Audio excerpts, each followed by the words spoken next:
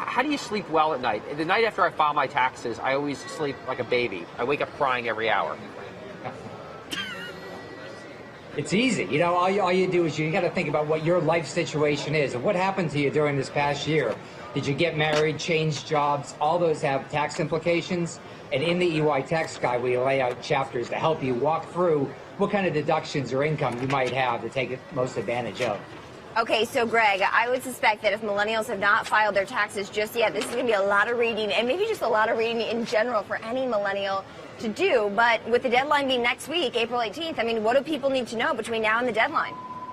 Right. Well, you know, don't rush. You can certainly get an extension. Extensions are easy to do as long as you've paid in enough or you think you have a refund coming. It's just a form you send in, and then you have more time to get this done. So don't rush it is the key. But also, you know, next year, think about filing early because you don't want to be subject to identity theft or somebody else filing.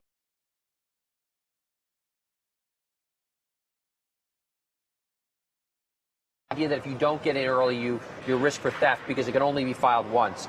You know, another risk I think is that people who we have so many young viewers who are gig economy type workers, people that are working as contractors, don't necessarily get a W-2, maybe 1099 type workers. How important is doing estimated taxes on a quarterly basis, and what's the best way for someone to stay on top of doing their estimated taxes? Right. So generally, you have to pay your taxes in throughout the year. For most people, they have withholding, and so it's done through their employer. If you are self-employed, you're going to make estimated tax payments throughout the year. And oftentimes, you can rely on what your tax bill was last year and base your current year payments on that. So it can be straightforward. If your income's up and down, it's a little tougher as well, though.